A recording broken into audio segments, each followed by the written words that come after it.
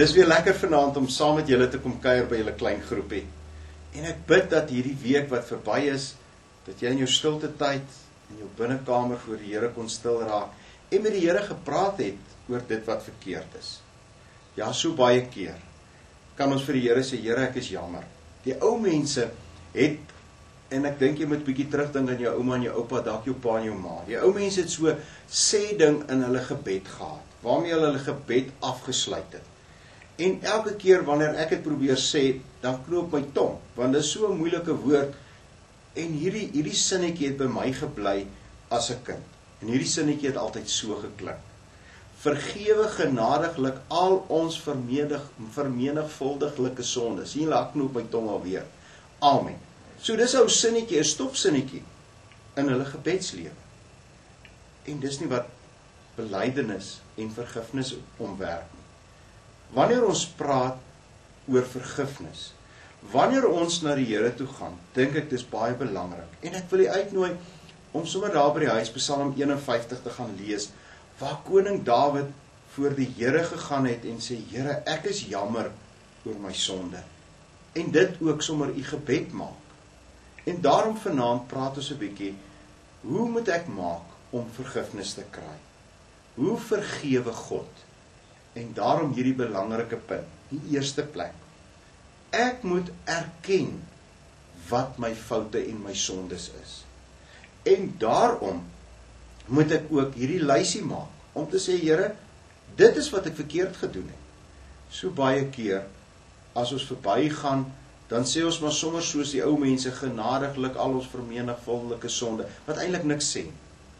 Die tweede belangrike ding, wanneer ons skuld bely, gaan daaroor om te bely, om te sê, Here, ek weet, dit is wat verkeerd is, en ek is jammer daaroor. Want jammer moet uit die hart uitkom. Jammer beteken, dat ek huil oor my sonde. Dat dit nie sommer net iets is, wat ek sê, Here, jammer, ek is sorry nou, ek het dit gedoen nie. Jy moet werklik spyt wees daaroor. In die laaste plek, hoe kan ek nog reageer? Wat moet ek doen, dat God my vergewe? Dankbaarheid. Ek wil graag bietjie oor dankbaarheid met u gesels. U weet, ek dink nie ons besef altyd, wat Jesus regtig vir ons aan die kruis gedoen het. Wat hy moes deurmaak. In die eerste plek, nie die feit dat hy as God na hierdie wêreld moes kom, om as mens te word. Daar's verskillende maniere waarop ons dankbaarheid vir mekaar en vir die Here kan wys. En dit gaan julle ook in julle klein groepie vanaand bespreek. Op watter maniere kan ons dankbaarheid teenoor God wys oor sy vergifnis? Sy liefde, soos ons verlede week vir mekaar gesê, wat so groot is van die afstand van die aarde na die hemel, of die hemel na die aarde. Hy het vir ons betaal aan die kruis. Hy het ons boete betaal. Hy het ons vrygekoop van die dood. En daarom kan ons weet, ons moet 'n dankbaarheidslewe lei. En wanneer ons na Psalm 103 kyk, dan staan daar die volgende, en ek wil graag dit vir u lees. Wat sê die psalmdigter? Daar staan in Psalm 103, ek wil die lof van die Here verkondig. Met alles wat binne in my is, wil ek sy heilige naam verheerlik. Ek wil die Here prys en nie sy goeie dade vergeet nie, want hy vergewe al my sondes. Dis hoe ons moet leef. Dis hoe ons moet reageer op die vergifnis van God. En nou kan jy weet, dis vir ewig, vir altyd verby. Dit wat verkeerd was. En nou wil ek jou uitnooi om terug te gaan huis toe met daai brief wat jy verlede week geskryf het, en iewers 'n tydjie te maak in jou binnekamer om dit te gaan opskeer, of na jou braaier toe te gaan om dit te gaan verbrand.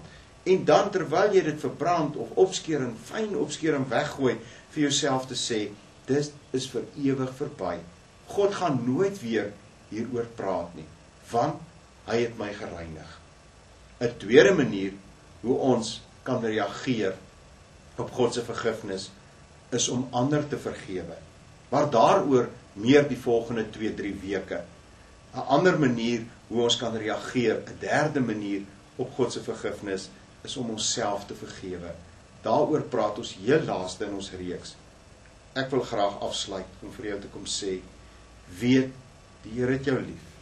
En ek en jy moet antwoord, ons moet reageer op sy liefde en sy vergifnis, soos hy vir ons aan die kruishout betaal het. En dit moet ons met 'n loflied, met 'n dankbaarheid, eers wanneer jy werklik besef dat jy onverdiend vergewe is, eers wanneer jy werklik besef wat die Here regtig vir jou gedoen het aan die kruis, eers dan verstaan jy God se vergifnis, en eers dan kan jy ander mense gaan vergewe. Maar vanaand net eers, Here, dankie dat U my vergewe het, en dat U my gereinig het, en dat daar geen sonde te groot is, of te veel is, wat U nie vergewe nie. Kom ons raak rustig voor die Here. Here, ons besef vanaand opnuut, dat ons moet reageer op U liefde, op U vergifnis, deur 'n dankbaarheidslewe te lei. Ja, Here, ons val so dikwels daarin. Here, help ons om ook met ons lewe te wys dat ons vergewe is, dat ons gered is, en dat U ons gereinig het. Here, ek wil vanaand vir elkeen bid, wat ook hierna kyk en ook in 'n groepie is, dat U vir hulle sal help, om werklik hierdie vergifnis hulle eie te maak. Dat hulle ook werklik bepunt sal kom en te sê, Here, dankie dat U dit vir my gedoen het. Ja, Here, miskien sit hier daar iemand vanaand, wat net te voel, dit wat ek gedoen het, wat niemand van weet nie, is net te erg. Ja, Here, U weet ons daarvan, want U weet ons van alles. En daarom vra, dat U ook sal reinig, en ons elkeen met U Gees daarvan oortuig, dat U die God is wat vol liefde, barmhartig en genadig is. Dankie daarvoor, in Jesus se naam. Amen. Ek wil julle almal uitnooi om vanaand 'n lekker bespreking te hê oor hoe kan ons dankie sê, op watter manier. 'n lekker aand en lekker gesels, ons kuier weer volgende week.